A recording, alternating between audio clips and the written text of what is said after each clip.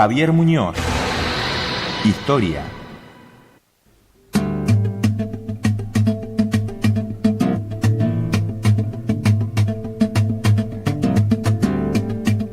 Y como cada jueves se viene aquí al estudio Madres de Plaza de Mayo el profesor de la Universidad Nacional del Comahue, Javier Muñoz, docente, investigador de esta casa de estudios. ¿Cómo le va, profesor? Buenos días. Muy bien, buen día. ¿Cómo está? Bien, muy bien. Venimos haciendo un recorrido, como bien usted señala, como para sensibilizar de temas históricos y obviamente a partir de esta columna, seguramente para muchos oyentes, para seguir profundizando luego en las lecturas que usted mismo nos recomienda. La última vez que hablábamos ya estábamos casi muy cercanos al periodo donde comienza la última dictadura militar que hemos vivido en la Argentina en 1976, ¿no? Por allí iremos en esta oportunidad. Correcto, iremos por allí. En un reconto de lo que sería importante que ver las causas por las cuales el golpe del 76 se realiza, tenemos que buscar en por lo menos 3 tips que podríamos tomar, y uno va a ser el problema que significó la muerte de Perón y la ausencia de líder. La Argentina es un país que ha trabajado, yo diría que desde sus inicios hasta hoy, en la actualidad, sí, en la búsqueda, en términos políticos, en la búsqueda del hombre. Y la búsqueda del hombre, que sería nuestro salvador, el que nos va a llevar por el camino del éxito, del triunfo, del reconocimiento internacional, que usted sea, que en este caso, en la lectura de ese momento político era Perón, pero murió. Primer tema. Y quien lo va a suceder en el cargo, que es María Estela Martínez, que a su vez es su esposa, es una persona que en el primer momento, en el momento inmediato de la muerte de Perón, dice: yo no quiero ser, me quiero volver a España. Y López Rega, que era la mano derecha, entre comillas, de Perón, el cual era el brujo, ministro de Bienestar Social, y además el gerenciador de una organización maligna como fue la AAA, le niega esto fue un episodio bastante importante en el cual el edecán en su momento saca un revólver para disparar y Cafiero le dice, no, mire, no dispare. Y frente a eso, o a ese problema, que sería, no quiero gobernar, pero tengo que gobernar, es cuando ella a las 13 horas da hace una un comunicado, sí, con todos los ministros, en el cual explica la muerte de Perón y que ella va a tomar el poder en los términos de la ley de acefalía y la constitucionalidad, para lo cual ya antes a Perón se le había pedido que cambie la ley de acefalía y buscar que de alguna manera fuera otra persona a la que pudiera suceder, al cual Perón no accedió, obviamente, porque sería romper la constitucionalidad. Por el otro lado tenemos un problema que es económico. Este problema económico es la alta inflación, el pacto social que había logrado Perón mientras con su ministro Bergerbar, etcétera, se estaba rompiendo. La ley de la especulación no había dado ningún resultado, hay faltantes de productos, hay colas para comprar las cosas, hay algunos problemas, y después se va a avanzar en este sentido también. Y por el otro lado tenemos también la guerrilla, que va avanzando cada vez más, la guerrilla urbana, y el último discurso de Perón había sido claro en esto, o sea, la separación de lo que cuando dice estos jóvenes, estos imberbes que piensan, etcétera, y cuestionaron el liderazgo de Perón, que eso es el ejemplo de aquellos que se fueron de la Plaza de Mayo, y además Montoneros en ese momento pasó a la clandestinidad. Entonces usted tiene Montoneros en la clandestinidad, el ERP actuando, ERP y Montoneros peleándose entre sí, lo que viene siendo las Fuerzas Armadas de Liberación también estaban trabajando, y otros grupos también más, sean así, de izquierda peronistas, sean marxistas trotskistas, o simplemente sean algunos marxistas y guevaristas también. O sea, insisto, distintos grupos en distintos lugares, pero básicamente se había comenzado a concentrar en la provincia de Tucumán, con una idea que es más bien política que yo le diría de término económico, de tratar de afianzar y desarrollar Tucumán o lo que fuera, sino que es para lograr de alguna manera una instancia, que fue una instancia de que Naciones Unidas lo declara y presentarse en Naciones Unidas para presentar la beligerancia, o sea, que lo reconozcan como un beligerante, quiere decir que si ganaban Tucumán serían reconocidos como un Estado o algo así. O sea, lo explico lo más sencillo que puedo y de alguna manera. El advenimiento de Estela Martínez de Perón al poder trajo algunos problemas. Por ejemplo, es el desemboque de los sindicatos. En ese momento, liderado por Casildo Herrera, que va a ser también, además, era un secretario general del gremio de los textiles, y además viene en secretario general de la CGT. Recuerda usted que siempre Perón procuró tener la CGT que fuera una sola unidad, porque además es mucho más sencillo para negociar con uno que con 5. Sí, Entonces claro. ya Perón lo arrastraba en su primer gobierno. Y el otro tema va a ser Lorenzo Miguel, la UOM. Estoy hablando en ese momento de sindicatos fuertes, y además la UOM, que es la Primera Metalúrgica, es un sindicato fuerte, pero puedo explicar por qué. Es un momento en donde el proceso de industrialización por sustituciones, ya devaluado, decaído, que eso, pero todavía ha funcionado. O sea, hay fábricas en Argentina, hay fábricas en el conurbano bonaerense, hay fábricas en Córdoba, es una ciudad fabril muy importante. Recuerda el Cordobazo, en alguna columna lo hemos tratado en especial, y además también en el sur de Santa Fe tenemos radicación industrial. Era un gremio Por ende, importante entonces. y además es un gremio sí. importante, como Sí, la industria sí. metalmecánica fue en Argentina un gremio importante con restricciones a las importaciones, como existía también, por lo cual el Made in Argentina, hecho en Argentina, era algo que tenía una significación dentro de lo que era la producción argentina, que era notoria. Lo cual lleva también a que haya planteos adentro de las fábricas. Usted tiene que ver que en el año 75 un delegado gremial de alguna de las fábricas era tan importante como el dueño. Claro. Y además usaban brazaletes, esos brazaletes verdes que usaban, que en algunos casos decían delegado, algunos llegaron a decir montoneros, de acuerdo a cómo fuera la cosa, y quienes estuvieran también como delegados. Usted me dirá, pero bueno, profesor, algunas personas se pautaron delegados, sí, obviamente, notablemente, lo que nosotros hoy llamamos las pymes, posiblemente en 7, 8, 10 empleados, que no necesitaban, o sea, 9 empleados para arriba, usted necesita un delegado, pero posiblemente se planteara alguien que fuera un delegado y que fuera alguien que cuidase el negocio, etcétera, etcétera. Entonces la demanda vino de parte de varios lugares, del 70 y te diría que la muerte de Perón hasta el 76 aumenta la violencia. Y aumenta tanto la violencia, y aumenta además la tensión económica, que ya se vuelve insostenible, y además en este caso se tiene que poner un buen ministro, porque es un buen técnico, y que lo hizo fue destapar una olla a presión, y que se llamó Rodrigo, de lo cual hay un famoso acontecimiento, es el Rodrigazo, que es el sinceramiento de los precios, y entonces usted disparó un aumento de precios del 180 a 200% en el dólar, en los combustibles. La YPF no podía sostener los combustibles. Usted me dice, ¿por qué solo YPF y las otras compañías no? Se nacionalizaron los depósitos bancarios y se habían nacionalizado la boca de expendio de todos los surtidores. No existía ni un aceite ni un combustible que no fuese YPF. Todas las estaciones de servicio se llamaron YPF. Obviamente esto trajo aparejado problemas de abastecimiento, imagínese, y además la cuestión social en lo inmediato, cuando usted tiene un 180% de aumento y los aumentos salariales no fueron en esa misma escala, porque si no usted se volvía no competitivo, que ya lo éramos además, con un mercado de cambio absolutamente restringido, con la importación estaba prohibida. Sumen a esto el aumento de la violencia y las sucesivas o reiteradas licencias presidenciales, por las cuales había, en esa licencia, el interregno asumía Ítalo Argentino Luder, que era el presidente provisional del Senado, llevó a tener que actuar de alguna manera. Y con respecto a la guerrilla, lo que se hizo fue el operativo Independencia, con la incorporación primero de militares dentro del gobierno, básicamente por este problema, y por este problema de falta de conducción política, y además en el operativo de Independencia lo que se escribe, o sea, el decreto presidencial, lo que está firmado por Luden, lo que va a decir, y la orden que se da es aniquilar la subversión. Yo creo que la palabra aniquilar en la Argentina es una palabra que usted tiene que usarle mucho cuidado, porque cuando dice aniquilar, no dice ni reducir, ni vamos a dominarlo, ni encarcelar, aniquilar es aniquilar. Aniquilar es ir a luchar como cual si fueran cucarachas a terminar la zona de exterminio. O sea, básicamente aniquilar significa esto. Habría que ver si en los términos militares no era la palabra adecuada. Evidentemente los resultados de esa palabra no fueron los mejores, por lo menos para la Argentina. De gobierno, esta sensación de impunidad, que sobre todo se da en zonas urbanas. Si usted me dice, y esto se daba más en la Quebrada Humahuaca, no, a mí en la Quebrada Humahuaca no pasaba absolutamente nada, qué sé yo. ¿No? Bueno, impenetrable el problema, no, yo diría que no. Pero bueno, en las zonas urbanas argentinas, la guerrilla argentina es esencialmente urbana. Sí. No existe esa mítica de la guerrilla, de venimos desde, no sé, Sierra Leona y bajamos de la selva.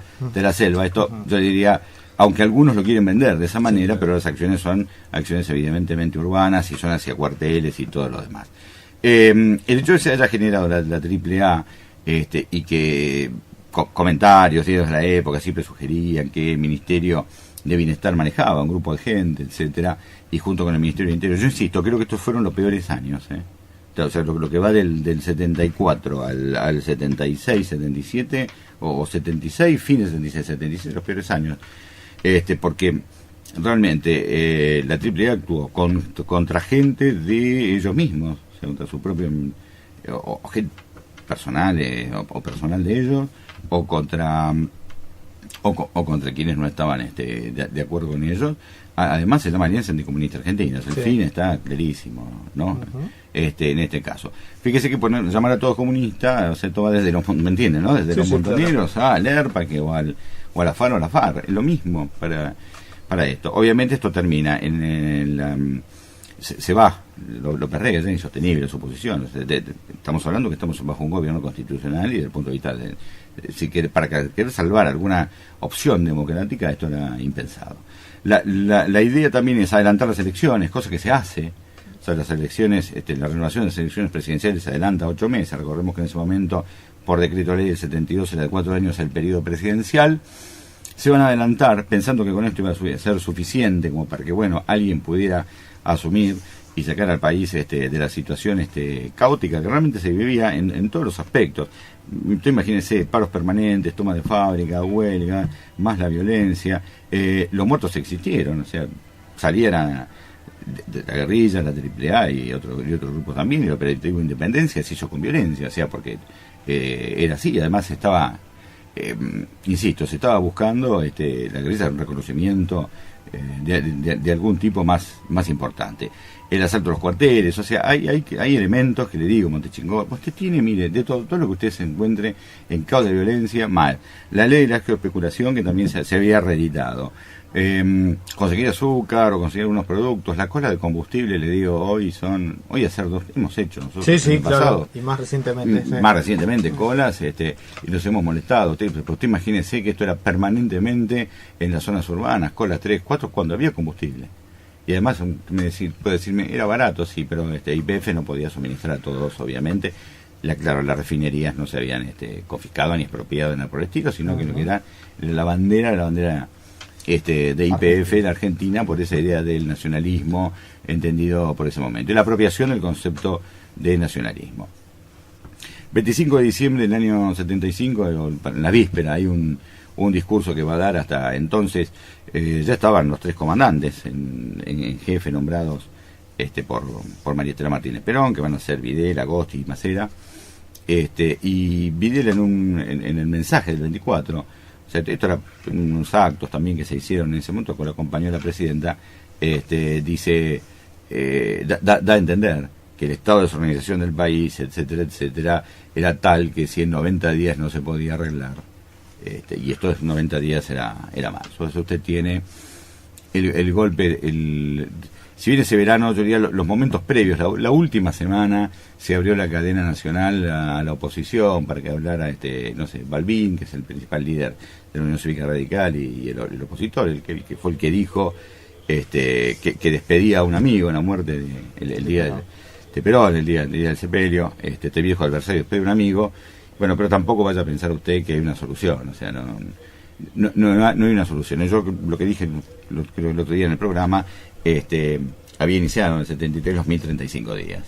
Y estos 1035 días en el cual la expectativa era distinta a la muerte, a lo que fue la muerte de Perón, y Perón no conformó ni a un sector, yo le diría que pensaban de la juventud, que pensaron que Perón iba a ser tal vez porque los alentó, iba a ser un líder innovador y que se tenía que usar las armas en contra de la oligarquía, lo usaría, pero no iba a usarla, usó otros métodos, no fusilaba a gente, ni aceptó métodos que fueran ilegales él, por lo menos, no se había utilizado, porque además un militar de carrera, y yo le diría que por el otro lado, ni la cadena nacional, ni los aviones, en la última semana, yo le diría ya la suerte estaba echada.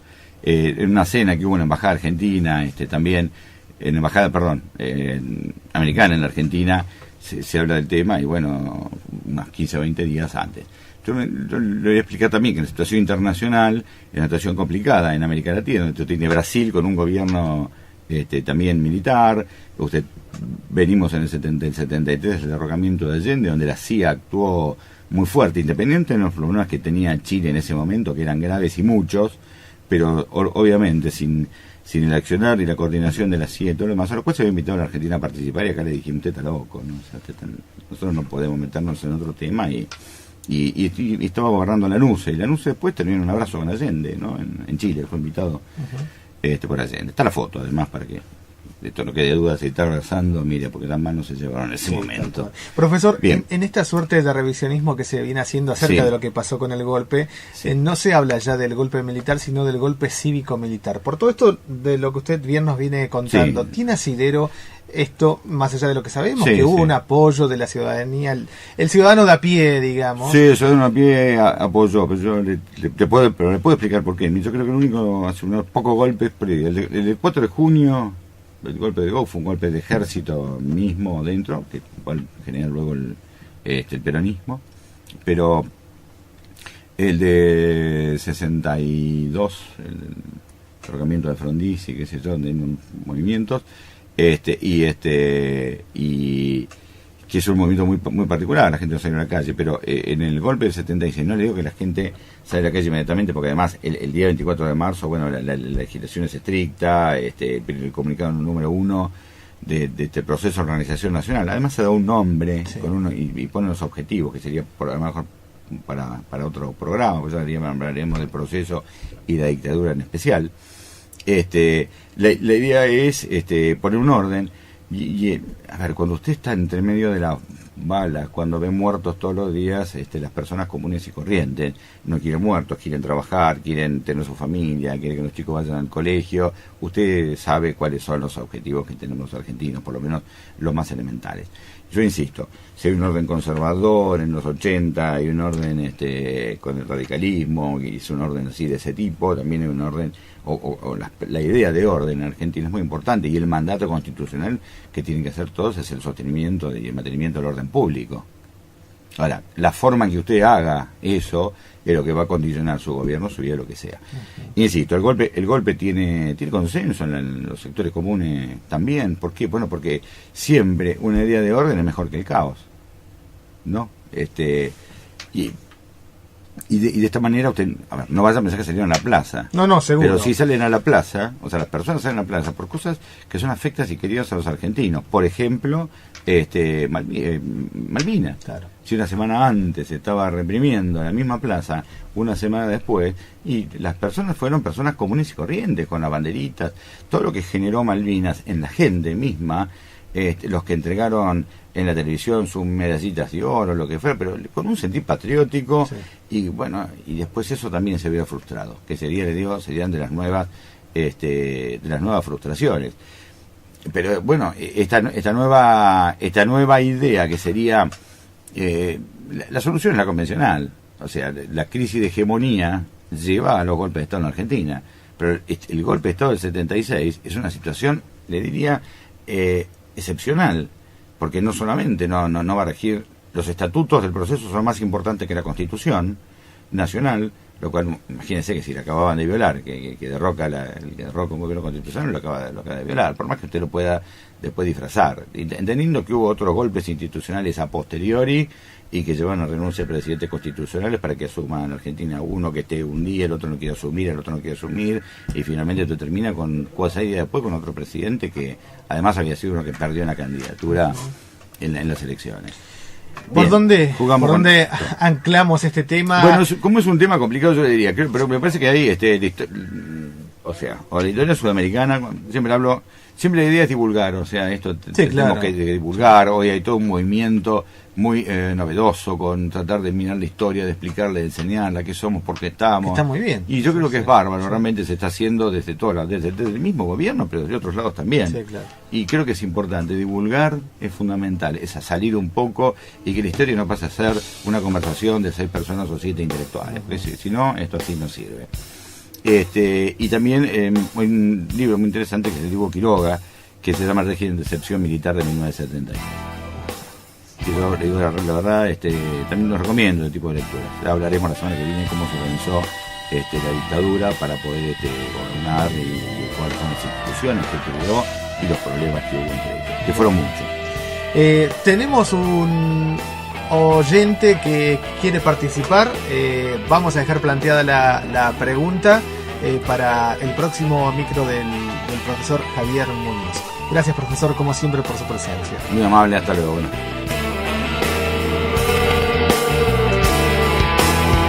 Escuchen, nací bajo un terror maldito, crecí bajo las botas de la represión.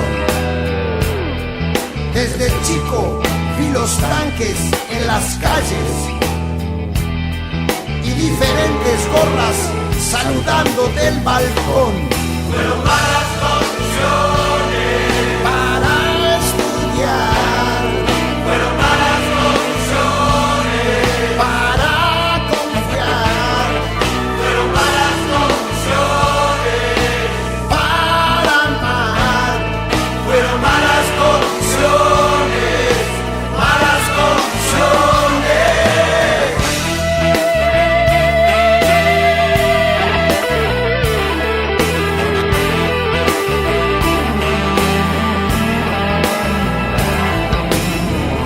Escuchen, nací bajo un terror maldito, crecí bajo la violencia y la agresión. Desde chico escuché las bombas reventar en la madrugada y vi la sangre corriendo hasta el cordón. Pero malas condiciones para trabajar, fueron malas condiciones para tocar, fueron malas condiciones para pensar, fueron malas condiciones, malas condiciones.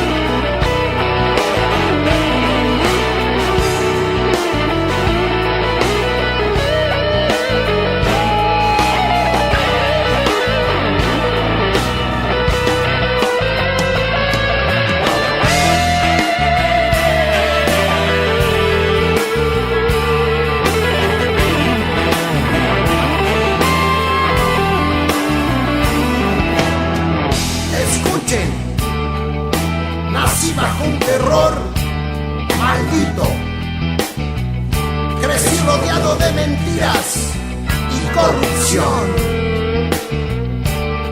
Desde chico supe que la política era toda trucha y nuestra economía la inflación. Para disfrutar, fueron malas condiciones para rockear, fueron malas condiciones para amar, fueron malas condiciones, malas condiciones.